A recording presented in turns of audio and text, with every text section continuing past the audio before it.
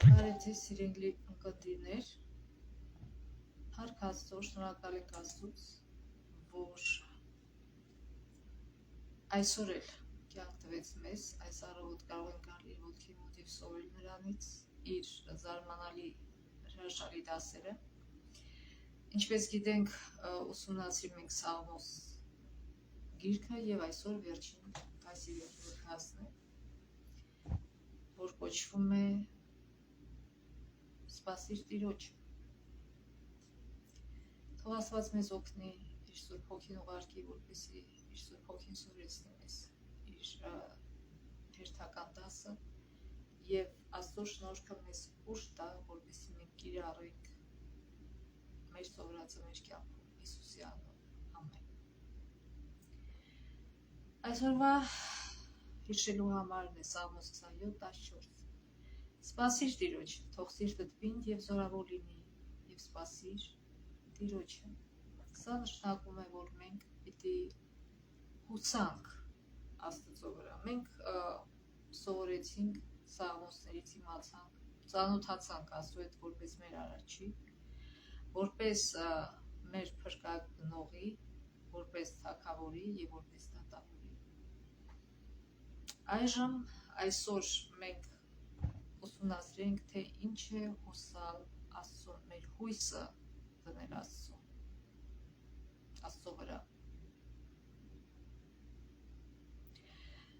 Մեր կյանքը շարունակվում է և մենք ապրում ենք Տիրոջ գալստյան հույսով, երբ Աստծո հանդեպ մեր փափագը կգտնի իր վերջնական իրականացումը։ Եվ Տիրոջը սպասելը ժամանակի անհոգ ու հուսահատ սպառում չէ, ընդհակառակը Տիրոջը սպասելը վստահությամբ ու հավատով լի կյանք է, որն արտահայտվում է մարդու գործերում։ Եվ Աստծո հույսը, երբ որ մենք Տիրոջը սպասում ենք և հույսը դնում ենք Աստծո վրա, մեր երեկոները վերածում է, մեր մռայլ երեկոները վերածում է պայծառ առավոտի։ Նորացված հույսով ու խաղաղությամբ այս հույսը ամրացնում է մեր սրտերը և այն դրդում է ավելի ջանասիրաբար աշխատել և առատ բերքի խուրձեր բերել Տիրոջը ավետարանչական դաշտերից։ Տիրոջը սպասելը երբեք ամոթահար չի անի մեզ, այլ առատորեն կպարգևատրվի։ Աստծո կողմից կպարգևատրվի, քանի որ Տերը հավատարիմ է իր բոլոր խոստումներին։ Կարդանք Սաղմոս 39:7։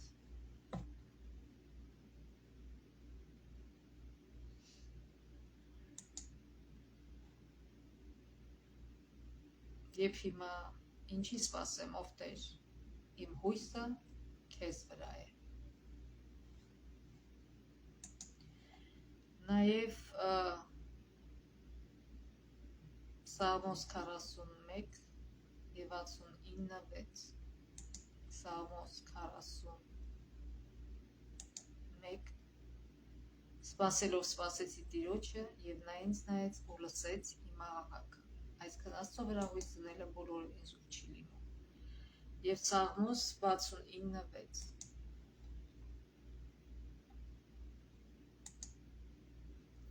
Թող իմ պատճառով չամաչեն նրանք, ովքեր սպասում են քեզ, ով Տեր, զորությունների Տեր, թող իմ պատճառով ամոթահար չլինեն քեզ փնտրողներով, Իսրայելի Աստված։ Այսինքն Դավիթ ուզում է ասել, մարդիկ տեսնում են, որ իմ հույսը դու ես, և երբ որ դու կօգնես ինձ, մարդիկ կհամոզվեն, որ դու հավատարիմ ես և քեզ վրա հույս դնելը չի ամաչացնում։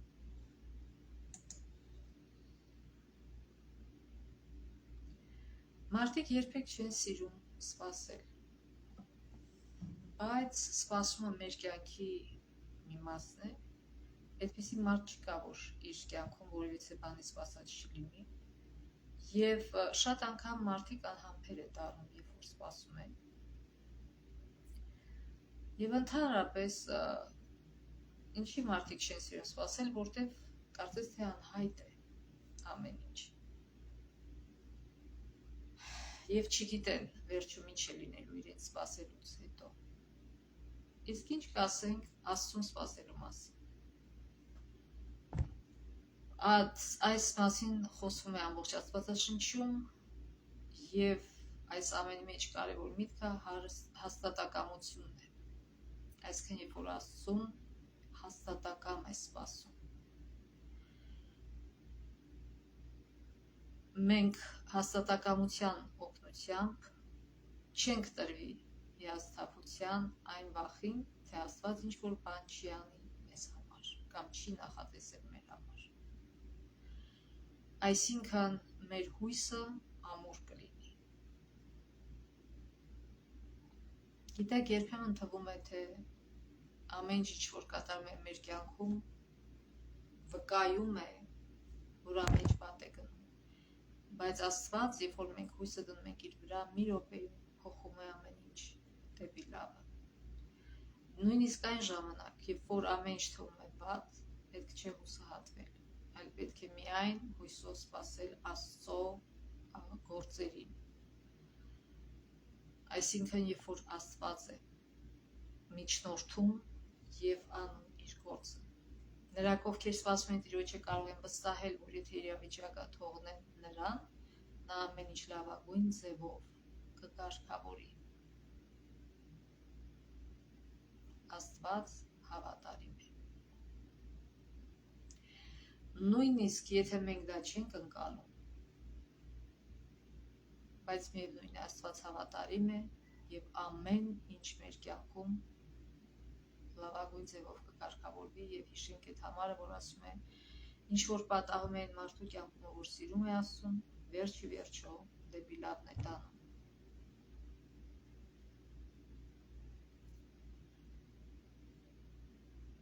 Սաղմոսերքում Աստծուց շատ օրհնություններ է սպասում, բայց Աստծուն մոտենալու նրա փափագը գերազանցում է կյանքի ցանկացած ցանկություն ու կարիք։ Կարդանք Սաղմոս 63:1։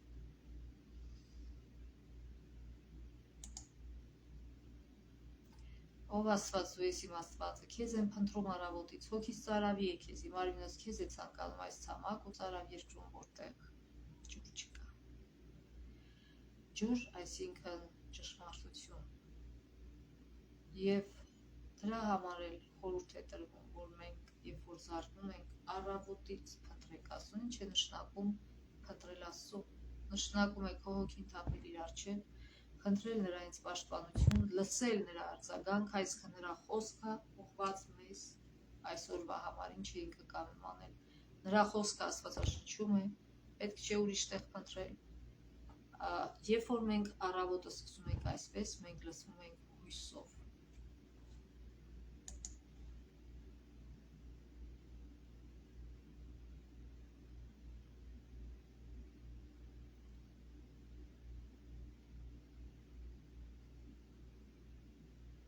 Ուրեմն, մինչ մենք սպասում ենք, որ շուտով Հիսուսը կգա եւ կփոխի ամեն ինչ այս երկրի վրա, ինչպես որ հայտնությունում է գրված, եւ ամեն սուգ, արցունք, մահ, հիվանդություն կվերանա այս երկրից, մենք մեր սպասումը չպիտի լինի անտարբեր, ուղղակի սպասել, այլ վկայել այս գեղեցիկ ճշմարտության մասին այլ մարդկանց, որպեսզի իրենք էլ իմանան, որ իրենք հրաշալի Աստված ունեն եւ կարիք չունեն վախենալու եւ իրենց մենակ զգալու եւ անհույս զգալու։ Երբ որ մենք ծանոթացնում ենք նրանց ճշմարիտ Աստծուն, նրանք հույս են ստանում։ Կարդանք 131-րդ Սաղմոսը։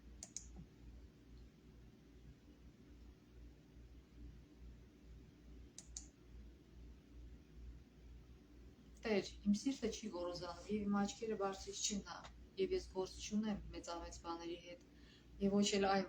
բաների հետ, որ բարձր են ինձնից։ Հիրավի իմ անձը հանդարտեցրի եւ հանգստացրի, մոր կաթից կտրված մանկան պես, իմ անձը կաթից կտրված մանկան պես է։ Իսրայելը հույսը դրել է Տիրոջ վրա, այսուհետև մինչև հավիտյան։ Այսինքն, Ինչու է այստեղ խոսում երեխայի կաթից կտրվելու մասին, որտեվ երեխայի հույսը ու ապավենը, գիտեք, երբ որ երեխան կուրծք ուտում է, որ կաթիկ ուտում է եւ հետո հանգիստ անուշ քնում է, որտեվ գիտի ինքը իր մոր ձեռքերում է, իր մոր կրծքի մոտ եւ ապահով է, բայց երբ որ մայրը ժամանակը գալիս է եւ մայրը ուզում է կտրել իր կրծքից, երեխաները շատ մեծ ստրեսի մեջ են անցնում, նրանք չեն ուզում կտրվել կրծքից, շատ դժվար է լինում նրանց կտրել։ Եվ բայց քանի որ իրենք մեծացել են, ժամանակը հասել է, որ իրանք ավելի ամուր, ավելի պիտք իրավ ուր ուտել, չնայած իրանք չեն գիտակցում, երբ որ իրանք սկսում են աճել եւ զարգանալ եւ ավելի պիտք իրավ ուր ուտել, արդեն նրանք սկսում են քիչ-քիչ ստրեսից ազատվել։ Եվ տեսեք ինչ գեղեցիկ խոսքեր է Դավիթ այստեղ ասում է ես կթողեմ իմ հպարտությունը։ Այսինքն Հիսուսը երբ որ ասում է երեխաների պես, որ եթե չեք մտնի երկնքի առկայություն, ոչ թե նկատի ունի երեխաների մանկամտությունը, այլ հենց դա, որ երեխաները հպարտ չեն, գոռոզ չեն եւ ճիշտ է իմ աշխարհը շատ է փչացել եւ նույնիսկ երեխաների մեջ է դա արտահայտվում, որտեղ ծնողներն են այդպեսին եւ ասում է եսից ազատվեցի գոռոզությունից, մեծամտությունից եւ հպարտությունից։ Ինչու, քանի մենք հպարտ ենք, գոռոզ ենք, մենք եսասեր ենք եւ Հիսուսը չի կարա գա եւ հպարտ սրտում ապրել։ Եթե մարդը հպարտ է ինքն իրենով, այդ մարդը էլ կարիք չունի փրկության, ինչքան էլ որ ինքը ասի ես քրիստոնյա եմ, ինչպես փարիսեցիները, սադուկեցիները ասում են, որ իրենք փրկված են, բայց իրանք շատ հպարտ են եւ իրենց մեջ Աստված բոլորովին չէր ապրում եւ տեղի չուներ, որտեղ ինչ անում էին, իրանց բարձրացնելու համար էին անում։ Ինչ անում էին, հպարտությունից ելնելով էին անում։ Ինչ անում էին, գոռոզությամբ էին անում։ Իրանց մասին շատ մեծ կարծիք էին։ Բայց այն մարդը, որ ձերբազատվում է հպարտությունից, մեծամտությունից, ինչ է նշանակում մեծամիտ մարդ, որը շատ ավելին է մտածում իր մասին, քան իրականում ինքը կա, եւ դա ունեն բոլոր մարդիկ։ Եվ ուղղակի մենք պետք է թույլ տանք Աստծուն, որպեսզի Աստված այդ ամենը հանի մեր միջից, որպեսզի ինքը հնարավորություն ունենա մեր դուռը բացելու եւ մտնելու մեր սրտի դուռը բացելու, որտեվ քանի կա մեծամտությունը, եսը, գոռոզությունը, ապարտությունը, դրանք ամուր կանել են դրան առաջ մեր սրտի եւ չեն թողնում, որ Հիսուսը գա ներս։ Եվ Դավիթը ասում է, գիտես Աստված, քո ողորմությամբ ես արդեն թողեցի դա։ Ես հանգիստ եմ ինչպես երեխան, եւ գոռոզություն ու մեծամտություն չկա իմ մեջ, այլ իմ ամբողջ հույսը քո մեջ է։ Եվ իմ վստահությունը քո վրա է, այլ ոչ թե իմ վրա։ Աստված մեր ամբողջ կյանքում մեզ տանում է դեպի դա, որ մենք հասկանանք, որ մեր վստահությունը մեր վրայից հանենք եւ դնենք Աստծո վրա։ Հպարտության խաբեությունն այն է, որ հպարտներին ստիպում է դառնալ եսակենտրոն եւ իրենցից այն կողմ չնայել, այսինքն կարծում են, թե աշխարհը իրենց շուրջն է պտտվում։ Հպարտները կուրացած են եւ չեն տեսնում Աստծո ավելի բարձր իրականությունը։ Դրան հակառակ արդարներն իրենց հայացքը ուղղում են Աստծուն, ինչպես գրված է Սաղմոս 123:1-2, եկեք կարդանք Սաղմոս 123 առաջին երկրորդ համարները։ Դեպի քեզ են բարձրացնում իմ աչքերը, ով երկնքում բնակվող։ Ահա ինչպես ծառաների աչքերը նայում են իրենց Տերի ձեռքին, ինչպես աղախնի աչքերը իրենց տիկնոջ ձեռքին, այնպես էլ մեր աչքերը մեր Տեր Աստծուն պիտի նայեն, մինչև որ մեզ ողորմիր մեզ Տեր,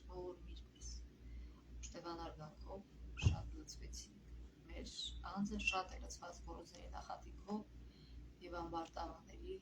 անարգանքով։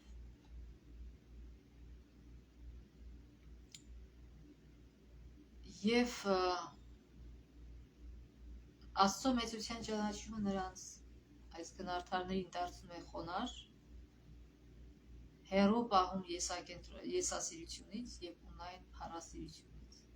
Սաղմոս 2-ում խոստովանում է, որ չի փնտրում մեծամեծ բաներ և իրենց բարձր բաներ։ Եվ սա նշանակում է, այս բառերը նշանակում են Աստծո գործերն աշխարհում, որոնք դուրս են մարդկային ըմբռնումից։ Ժամանակակից գիտությունն ապացուցել է, որ անգամ ամենապարզ բաները կարող լինել այն երևակայելի բարդ և մեր հասկացողությունից հեռու, գոնե առայժմ։ Իրականում սա հեգնանքի է նման, որքան շատ ենք բացահայտում ֆիզիկական աշխարհը, այնքան ավելի մեծ առեղծվածների ենք հանդիպում։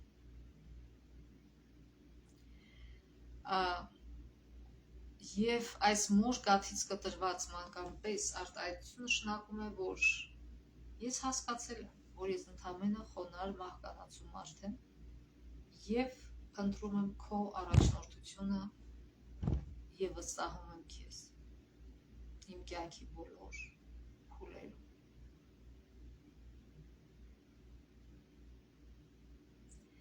Մեզ կտրելով անհիմն փառասիրություններից ու հպարտությունից Աստված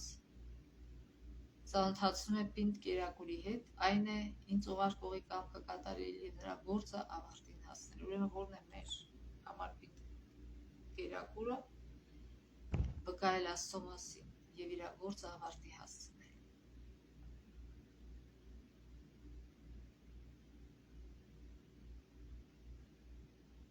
Եվ մենք կարող ենք վկայել մեր փորձառությունները թե եկեղեցում, թե եկեղեցուց դուրս, որպեսզի մարդկանց օգնենք ճանաչելու Աստծուն, որը գործել է մեր կյանքում։ Եվ մենք պատմելով իր գործերի մասին մեր կյանքում փառավորում ենք իր անունը և մյուսներին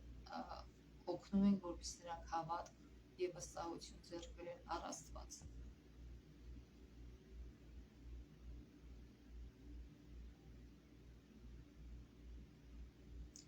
Կարդանք 126-րդ Սաղմոսը,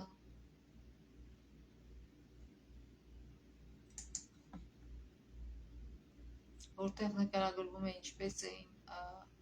եբրայեցիները դուրս գալիս իրենց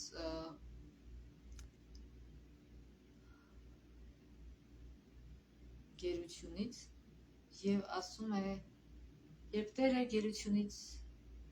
մեզ ազատեց, կարծես երազ ենք տեսնում։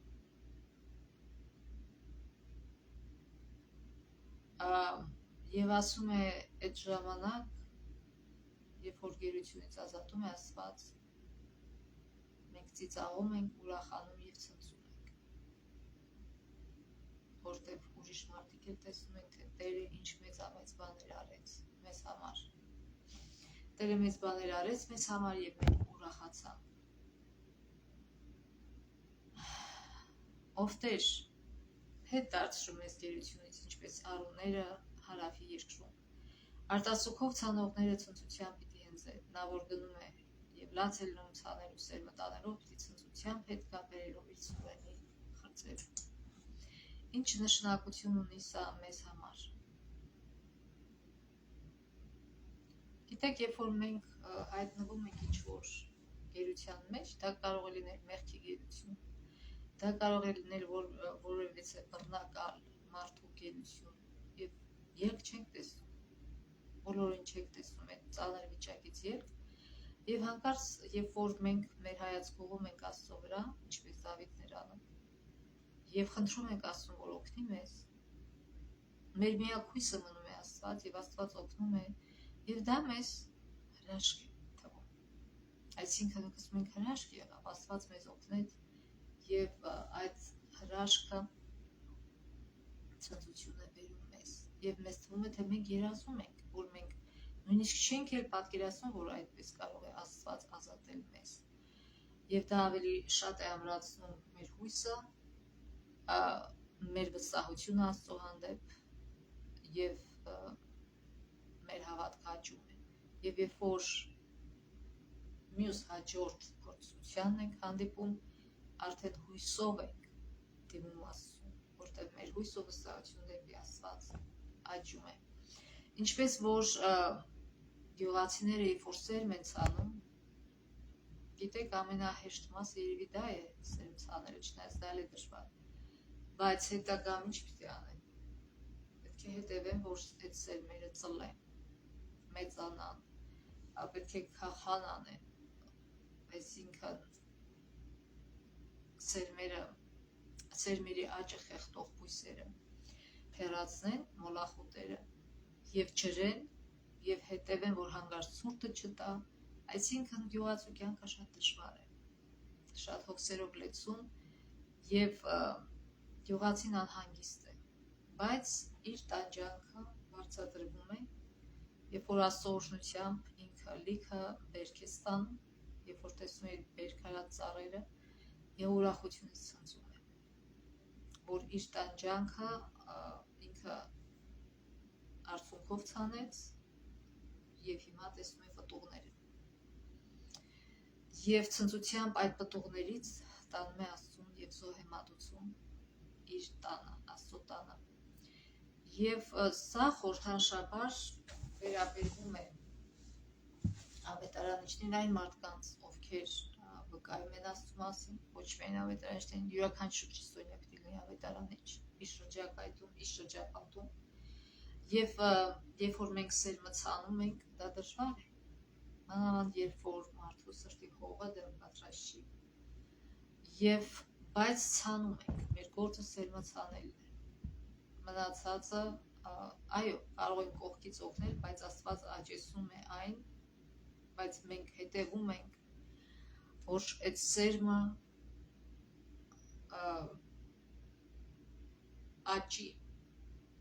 այսինքն չենք ցանում սերմը եւ այդպես թողում դնում։ Ոչ,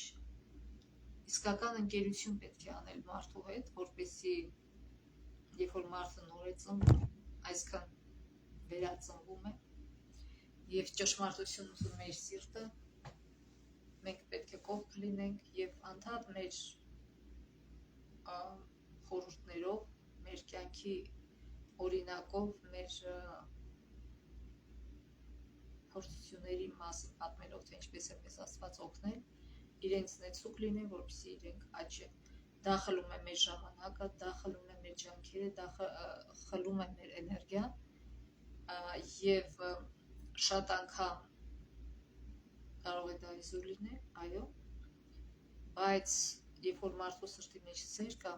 ուրիշ մարդկանց հանդեպ, մարդը շարունակում է դա անել եւ ուշ թե վաղ թե ուշ մենք կտեսնենք այդ պտուղները մարդու մեջ, երբ որ մարդը աճի, այդ մարդու հավատքը աճի եւ այդ մարդը հավատքը աճի եւ զարգանա եւ հասնի մեր հավատքին կամ նույնիսկ անցնի այդ հավատքից, կամ այսինքն ամեն մարդ իր ճամփան ունի։ Եվ երբ որ Աստված գա, եւ մենք գիտենք, որ երբ որ Հիսուսը գա, այդ ժամանակը լինելու բերքի հավաքը, այն ժամանակ մենք կուրախանանք եւ կցնծանք այն պտուղներով, որ բերվել է մեր ջանքերի շնորհիվ։ Իհարկե մեր ջանքերը եղել են Աստծո շնորհքի շնորհիվ, որտեղ մենք ինքներս չենք կարող ունենալ այդ սերը, եթե Սուրբ Հոգին մեր մեջ չգործի։ Այսպիսով կենդանի հավատը գնահատում է Աստծո մեր մեծ գործերն իր ժողովրդի համար, որ կատարվել են անցյալում, որպես մի բան, որ Տերն արել է մեզ համար, ոչ թե պարզապես գործեր, որ Տերն արել է միայն իրենց համար, այլ նաև հաջորդ սերունդների համար։ Պետք է մենք պատմենք, թե փոքրերին, թե մեծերին, թե ինչ հրաշալի գործեր է արել Աստված մեր կյանքում, որպեսզի իրենք էլ դիմեն Աստծուն նման խնդրանքով։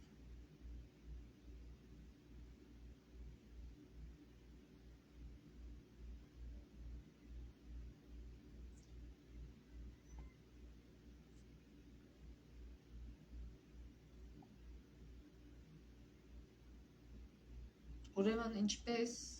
Դաշտերը, այգիներն ու խաղողի այգիները ցանելու և խնամելու ծանր աշխատանքը վարձատրվում է առատ բերքի ուրախությամբ, այնպես էլ ժամանակների վերջում Աստծո ժողովրդի ներկա փորձությունները կպսակվեն փրկության ուրախությամբ։ Մեծ հունձքի պատկերը ցույց է տալիս, որ Աստված Քրիստոսի երկրորդ գալուստով երկրի վրա վերականգնում է իր թագավորությունը։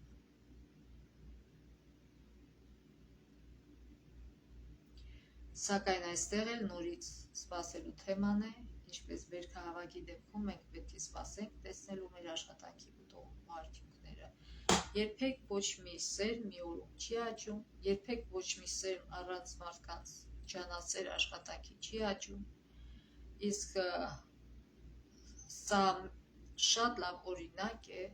որ մենք ոչ թե ուղղակի բազմոցի նստած պիտի սպասենք Աստծո Քրիստոսի գալուստին, այլ սերմը ցանելով և աճացնելով և օգնելով, որ այդ սերմը աճի։ Եվ երբ որ Հիսուսը գա, մենք կտեսնենք մեր գործի պտուղները։ Նաև դա վերաբերում է մեր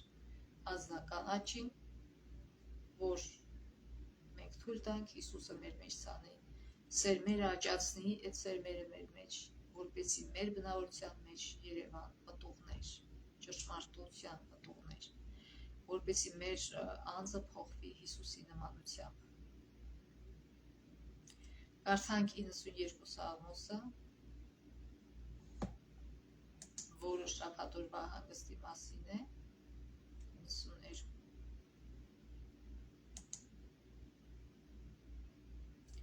Բարի է Տիրոջից քո հանարը Սաղմոս ասելով քո անվանով բարձյալ,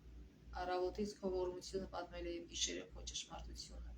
10 լար ունեցող նվագարանով և սաղմոսարանով, քնարի հետ օրհնության ձայնով, որտև դու Տեր ուրախացրիր ինձ, քո գործերով ցնծում եմ քո ձեռքի գործերով, ով Տեր, որքան մեծ են քո գործերը, անչափ խոր են քո մտքերը։ Երբ որ մարդ կանգ է առնում շաբաթ օրը իր գործունեությունից,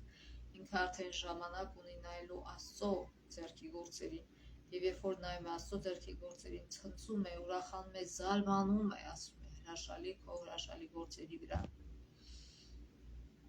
Չնայած ասում է հիմար մարդը չի իմանում եւ անմիտը չի հասկանում դա, որ ասում է ամբարիշները բուսնում են, ծաղկում են, բայց պիտի բեզաջնջվեն հավիտյանս հավիտենից։ Բայց դու Տեր բարձր ես հավիտյան, որտեվ ահա քո թշնամիները պիտի կորչեն եւ պիտի ցրվեն բոլոր անօրություն գործողները, բայց իմ եղջյուրը պիտի բարձրացնես։ Մի եղջերուի եղջյուրի պես ես ոցված եմ նոր յուղով։ Եվ իմ աչքը պիտի նայի իմ թշնամիներին եւ ականջս պիտի լսի այն չարագործների մասին, որոնք ոտքի են ելել իմ դեմ։ Արդարը պիտի բուսնի արմավենու պես, պիտի մեծանալի բանանի մայրու նման, Տիրոջ տան մեջ տնկվածները պիտի բուսնեն, մեր Աստծո սրահներում ծերության ժամանակ էլ պիտի պտղաբերեն եւ պարարտ ու դալար պիտի լինեն, որ պատմեն թե ուղղետերը իմ վեմը եւ աներելություն չկա նրա մեջ։ Ուրեմն ինչ է այստեղ գրում Դավիթը, որ պետք չէ նախանձել, կարծես թե ծաղկող ամբարիշտին, որ շուտով նրանց կորուստը վրա կհասնի, եթե չապաշխարեն, եւ արդարը պետք է ցնցի Աստծուն, պետք է շնորհակալ լինի Աստծուն, տեսնի նրա գործերը եւ փառք տա Աստծուն, եւ չնայած ամբարիշներն էին թվում լավ վիճակում, բայց վերջում պարզվում է, որ լավ վիճակում արդարներն էին, ովքեր արմավենու պես, ջուրի մեջ տկված արմավենու պես են, որ նույնիսկ ձեր ժամանակ են պտուղ բերում։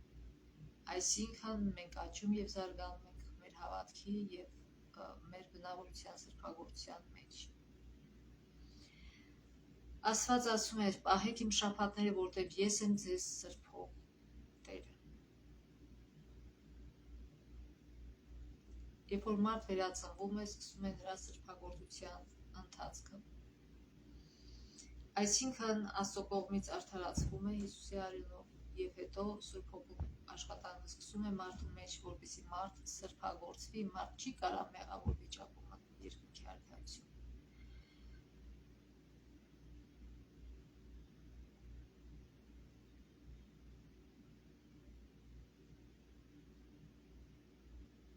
Եվ այս յուղը, որ օգտագործում է,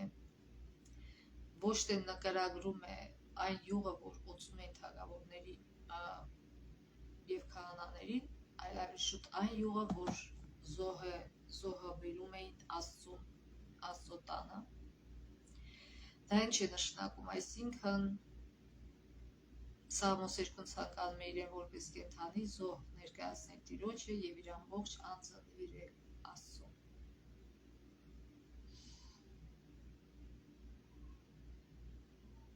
Զարմանալի չէ նվիրաբերման վերաբերյալ մտքեր գտնելը շաբաթ օրվան նվիրված Սաղմոսում, քանի որ շաբաթը նշան է, որ Տերը սրբացնում է իր ժողովրդին։ Այսինքն ամեն շաբաթ գնալով եկեղեցի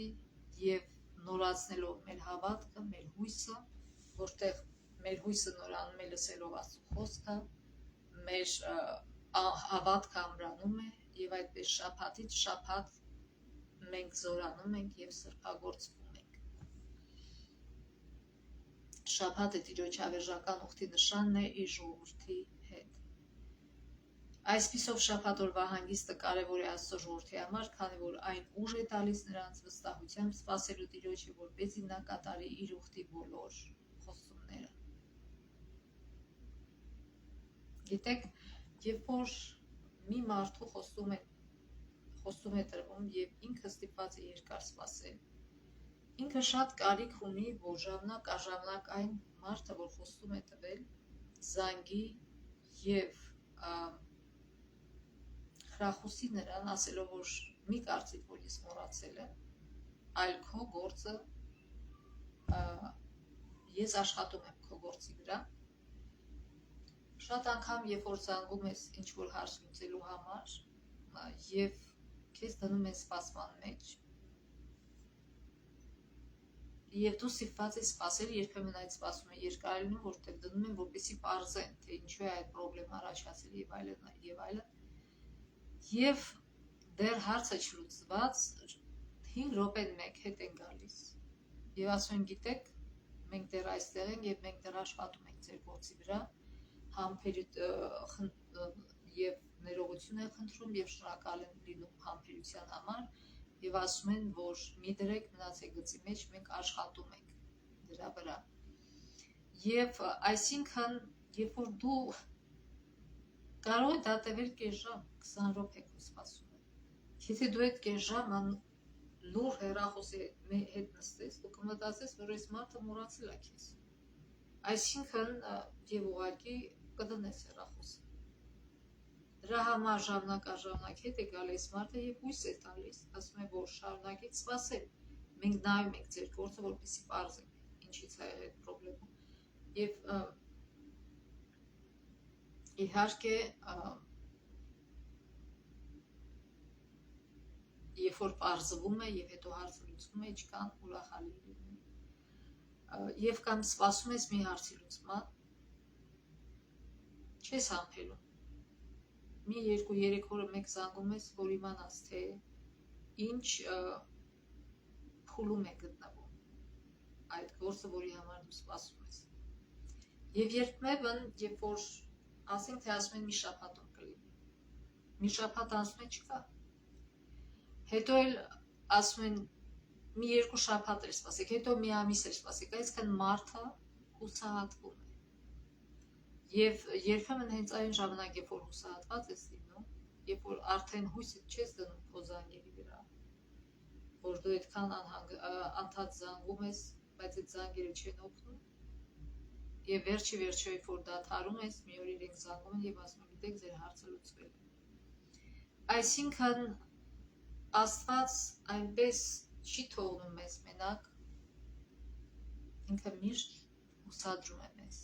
Մանավանդ շաբաթօրերին, որ գնում ենք իր ոտքերի մոտ, ուսումնասիրում ենք իր խոսքը միշտ մեզ հուսադրում է ճշմարտության մեջ։ Սաղմոս, կարդանք Սաղմոս 5:3, իհարկե մենակ այդ խոսքը չի, որ հուսադրում է մեզ, այլ մեր փորձառությունները Աստծո հետ մեր կյանքում նաև, որ մենք տեսնում ենք, որ իր խոստումները իրականում են մեր կյանքում։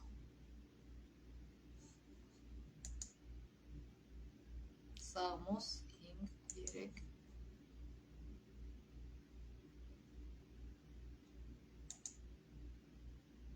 Տեր, առավոտից լսում ես իմ ձայնը, առավոտից առջևդ պիտի դնեմ իմ խնդրանքը և սպասեմ։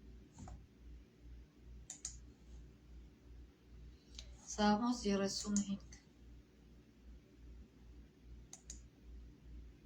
Որտև նրա բարկությունը ակնթարթի չափ է, իսկ նրա բարեհաճությունը ամբողջ կյանքում է, գիշերը լաց կա, իսկ առավոտյան ցնծություն։ 49:14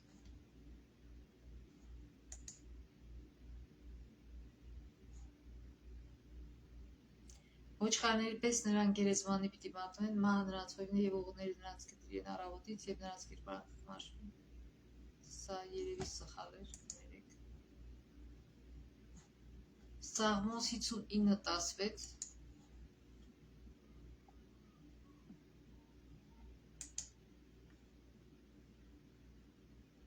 Բայց ես պիտի օժնեմ քո զորությունը և առավոտից պիտի փառաբանեմ քո ողորմությունը, որտև դու պահապան և ապավեն եղար ինձ իմ նեղության օրը։ Այո, երբ որ Աստված մեզ օգնում է, մենք պետք է Աստծուն փառաբանենք, այլ ոչ թե համարենք, որ դա այդպես էլ պետք է լիներ։ Սաղմոսներում սովորաբար առավոտն է ժամանակը, երբ սպասվում է Աստծո փրկագնումը։ Առավոտը խորհրդանշում է Աստծո բարեհաճությունը, որը վերջ է դնում հուսահատության ու դժվարությունների երկար գիշերվան։ 143-րդ Սաղմոսում Աստծո ազատագրումը մահվան ներկա խավարը նոր առավոտի լույս կդարձնի, իսկ գերեզմանում լինելը կվերածի ուղիղ երկրում բնակվելու։ Այսինքն, գիտեք, երբ որ պրոբլեմների մեջ եք լինում գիշերը, հատկապես ծանրություն է իջնում, ճնշում է իջնում մարդու վրա, և շատ անգամ հայերը խոսք ունեն, որ ասում են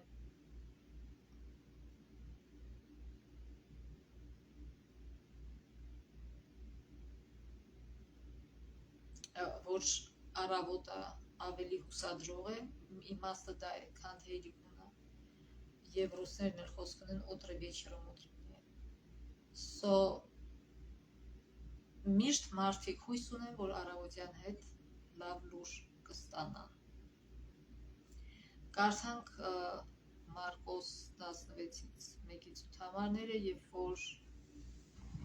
այս համարները պատմում են այն մասին, ինչպես կանայք պատրաստվեցին կիրակի առավոտը գնացին, որպեսզի օծեն Հիսուսի մարմինը, բայց մարմինը չգտան այնտեղ և հրեշտակը ինձ ուրախացրեց, ասեց Հիսուս այստեղ չէ, նա թարություն է առել։ Այսինքն սա պատճառ է մեր համար, որ մենք ամեն Աստծո առավոտը սկսենք ուրախությամբ, որտեղ գիտենք, որ Հիսուսը հարություն արած մեր Տերն է, մեր Թագավորն է, մեր Փրկիչն է, և ինքը միջամտում է մեր համար, և ինքը մեր ողորմած Աստվածն է, և ամեն ինչ կանի, ամեն լավագույնը կանի մեր փրկության համար։ Եվ դրա համար էլ, երբ որ հավատքը աճում է մարդու մեջ, արդեն դու ունես մի հավատք,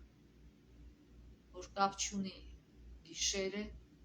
միևնույն է, դու հույս ունես, Աստծո հույս ունես, որ ամեն ինչ լավ է լինելու։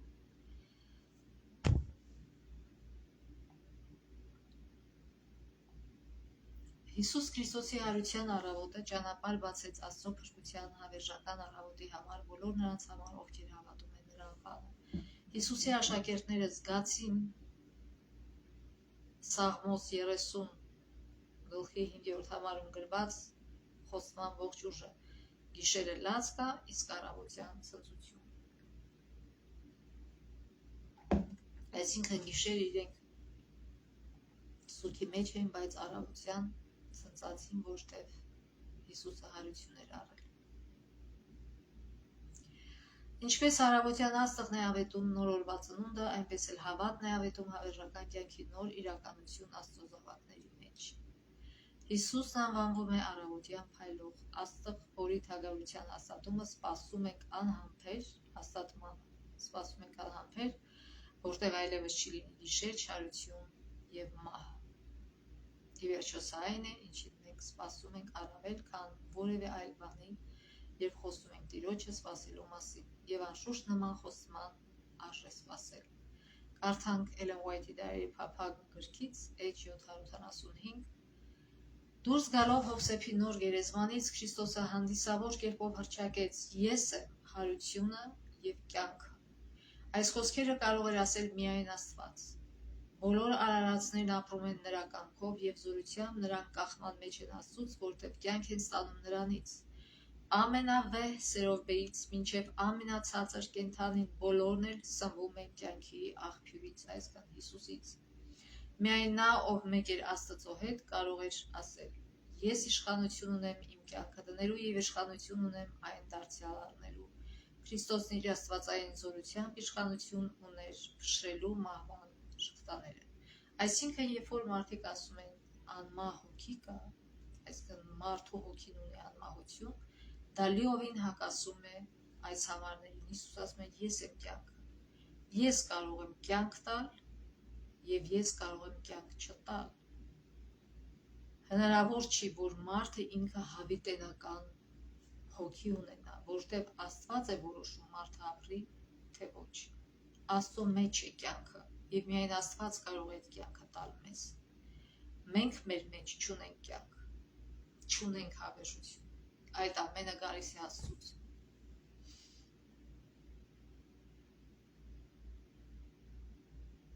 Ուրեմն, Սաղմոսները ջերմեռանդորեն կոչ են անում սպասել Տիրոջը։ Սաղմոս 37:7 համբերիր եւ սպասիր Տիրոջը, երբ սպասումը մեզ ծանր է թվում, անորոշ ու միայնության դատապարտող, մենք պետք է հիշենք աշակերտներին Հիսուսի երկինք հապարծվելու օրը։ Հիսուսը երկինք բարձրացավ նրանց աչքի առաջ, իսկ նրանք մնացին նրա վերադարձին սպասելու հույսով ապագայում մի անհայտ օր։ Ով է երբևէ Աստծո օրհնությունը ստանալու ավելի բուռն փափագ զգացել, քան աշակերտներին այդ օրը։ Նրանք անշուշտ փափագում էին. «Տեր, մեզ հենց հիմա վերցրու քեզ հետ», սակայն նրանց հրահանգված էր սպասել Հոր խոստմանը եւ Հիսուսի վերադարձին։ Սակայն աշակերտները այդ խոսքից ոչ հուսահատվեցին, ոչ էլ հիասթափվեցին, այլ ուրախ գնացին եւ Աստծո հանձնարարությունը կատարեցին ուրախ սրտով, որովհետեւ Հիսուս ասեց. «Ահա ես ձեզ հետ եմ մինչեւ աշխարհի վերջը»։ Եվ այդ նույն հանձնարարությունը այսօր մեր համար է։